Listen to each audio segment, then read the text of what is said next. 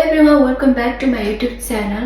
I hope हजुर सबैजना सन्चै हुनुहुन्छ होला अनि म पनि एकदम सन्चै आरामै छु।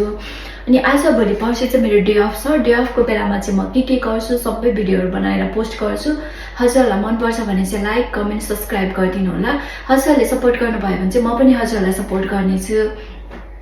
अनि मेरो चाहिँ आज डे अफ थियो अनि डे अफ भए पनि म चाहिँ आज बिहानै उठेर आफूले गर्ने कामहरु चाहिँ सबै गरिसकेको छु किनभने बाहिर गएर आइसकेपछि चाहिँ फेरि कामहरु गर्न अल्छी लाग्छ नि त।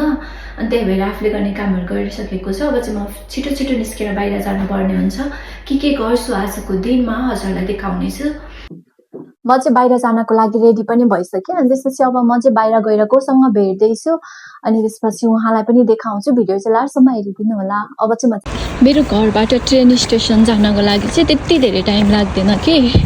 अनि छिटो हिँडेर आयो भने चाहिँ 4-5 मिनेटमा नै आइन्छ। अनि अहिले चाहिँ पानी पनि परिराखेको छ अनि त्यसपछि हेर्दाखेरि चाहिँ पानी परेको देखिएको छैन होला सायद भिडियोमा। त्यो के भन्छ सानो पानी परेको छ के मसिनो पानीहरु। बस्ने ठाउँ कति छैन परि बस्ने ठाउँ भएन छेउ जानु एकदमै धेरै अल्छी लाग्छ के। यहाँ फाइनली चाहिँ पाएँ। बट आउँदाखेरि चाहिँ अब म यति बजेको ट्रेनमा आउँदैछु भन्ने केही पनि नभनिकन आएको थिएँ कि म आउन चाहिँ छिटो भएछ त्यही भएर म चाहिँ यहाँ कुरेर बसिराख्नु परेको छ। सायद अब आउनुहुन्छ होला छिट्टै नै।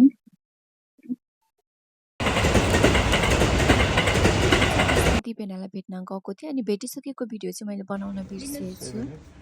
अनि हामी त्यतिबाट हस्पिटल गएको थियौँ अनि यो बाबुसँग भेट भएको थियो। यो कस्तो क्युट के बाबु, कस्तो पोलाइट। उसले चाहिँ खास बिस्कुट खाइराखेको थियो अनि त्यसपछि मलाई पनि देऊ न भनेर मैले मागेको थिएँ अनि मलाई दिन आएको हेर्नुहोस् न कस्तो क्युट के। जापानमा भएर पनि बाबुले चाहिँ नेपाली प्रष्टसँग बोल्ने अनि कस्तो क्युट के। अनि हामीलाई पनि अनि हामी चाहिँ घरमा गएर खाना खाएर एकछिन रेस्ट गर्यौँ। अनि दिदी र म चाहिँ ब्लाइन्ड मेकअप च्यालेन्ज अनि मैले बेनालाई र दिदीलाई राखेर कपाल गेम च्यालेन्ज पनि खेलाइदिएँ। गेम खेलेर अनि हामी चाहिँ निदाएछौँ कि एकछिन अनि फेरि उठेर चटपट अनि त्यसपछि रामेन च्यालेन्ज खेल्ने भन्दै थियो। फेरि अल्छी लागेर चटपट बनायो अनि त्यसपछि फेरि रामेन बनाएर खायौँ। ल म चित्त भएछ पठान मैले घरदेखि भिडियो बनाउँदै आएको थिएँ।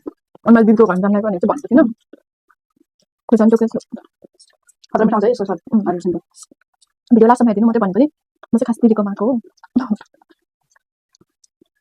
लाइक सब्सक्राइब अनि सेयर अनि गाइस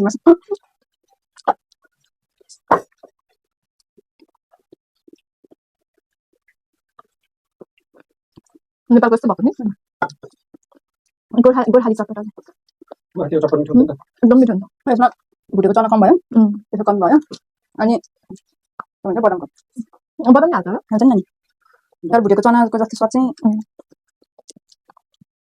कति बेला टाइम गयो थाहा नै नहुने कि। अनि म चाहिँ घर जाने बेला भएछ अनि दिदी बेला चाहिँ मलाई पुऱ्याउन आउनु भएको थियो स्टेसनसम्म।